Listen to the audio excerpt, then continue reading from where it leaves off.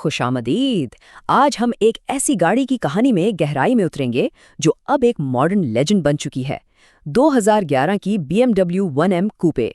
गाड़ियों के शौकीन अक्सर कहते हैं कि अब वैसी गाड़ियां नहीं बनती, और ये जुमला एम के लिए बिल्कुल फिट बैठता है।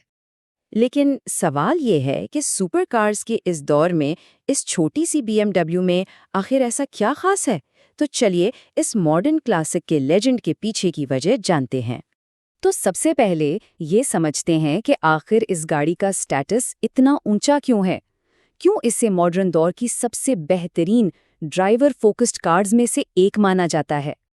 देखिए, इस दौर की दूसरी गाड़ियों से बिल्कुल अलग 1M की अपील इसके फैंसी डिजिटल फीचर्स में नहीं थी, बल्कि इसकी खूबी थी इसकी प्योर मैकेनिकल फील। एक ऐसा एहसास जो ड्राइवर को सीधा मशीन से जोड़ता है, किसी कंप्यूटर के जरिए। अब चलिए वक्त में थोड़ा पीछे चलते हैं इसकी शुरुआत की तरफ। और इसकी शुरुआत किसी ग्रैंड स्टेज पर नहीं हुई, बल्कि BMW की M डिवीजन की वर्कशॉप्स में कुछ पुरजोश लोगों के हाथों से हुई। असल में 1M एक किस्म का खुफिया प्रोजेक्ट था। इसे पार्ट्स बन मास्टरपीस भी कहते हैं, क्योंकि इंजीनियर्स ने अलग अलग मॉडल्स से बेहतरीन पुर्जे उठाए और उन सबको मिलाकर एक ऐसी चीज़ बना दी जो सच में लाजवाब थी। तो सवाल ये है कि प्योर ड्राइविंग की इस रेसिपी में आखिर ऐसे कौन से खास अज्जा थे? चलिए इसके बुनियादी हिस्सों को एक एक करके देखते हैं। गाड़ी के बिल्कुल दिल में था उसका N54 इंजन।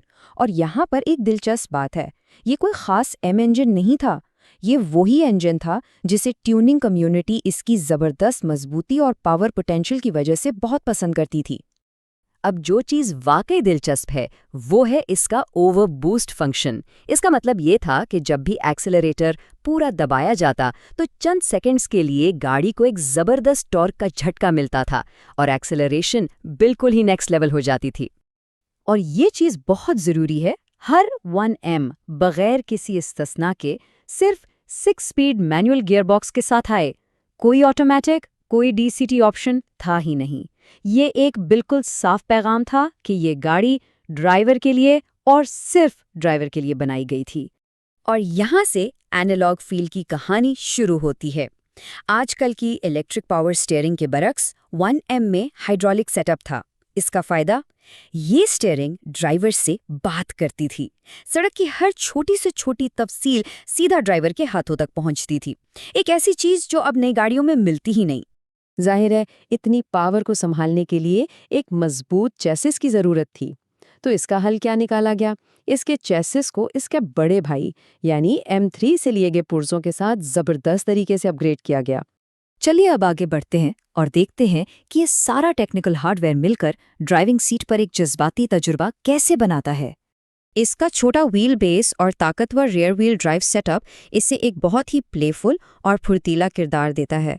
गाड़ी ड्राइवर के हर इनपुट पर फौरन रद्द-ए-अमल देती है। ये गाड़ी ड्राइवर से कहती है कि कमांड उसके हाथ में। स्टेबिलिटी और ट्रैक्शन कंट्रोल पूरी तरह बंद किए जा सकते हैं। कोई मॉडर्न ड्राइवर असिस्टेंट नहीं, सिर्फ ड्राइवर, मशीन और सड़क। ये गाड़ी ड्राइवर से महारत मांगती है, लेकिन इसके बदले में जो इनाम देती है वो लाजवाब है। तो इन्हीं सब मुनफरिद अवामिल ने मिलकर 1M को लॉन्च होते ही ऑटोमोटिव तारीख में एक खास मुकाम दे दिया था। और उसके लेजेंड बनने की एक बहुत अहम वजह है ये नंबर 6309। जी हाँ, पूरी दुनिया के लिए सिर्फ इतनी ही गाड़ियां बनाई गईं। इतनी ज़्यादा कामयाबी और इतना मुनफरिद ड्राइविंग का तजर्बा, इन दो चीज़ों ने मिलकर इसे पहले दिन से ही एक फ्यूचर क्लासिक बना दिया। इसकी कीमत लॉन्च के फौरन बाद ही बढ़ना शुरू हो गई थी। इन्हीं सब खुसूसियात की वजह से कार के शौकीन अफराद अक्सर M1 को लेजेंडरी E30 M3 का रूहानी जानशीन कहते हैं। दोनों ही कॉम्पैक्ट, ड्राइवर फोकस्ड और महदूद प्रोडक्शन वाली कारें थीं। तो आखिर में आइए इस एनालॉग शाहकार के अहम अदाद-ओ-शुमार पर एक झटपट नज़र डालते हैं। ये नंबर्स इसकी पूरी कहानी बयान करते हैं। और ये सब हमें एक आखिरी सवाल पर लाकर छोड़ता है। आज के इलेक्ट्रिक और ऑटोमेटेड गाड़ियों के दौर में क्या इस जैसी खालिस एनालॉग कार दोबारा कभी बनाई जा सकती है? BMW 1M एक ऐसी फ़िलॉसफ़ी की नुमाइंदगी करती है जो शायद अब हम दोबारा कभी ना देख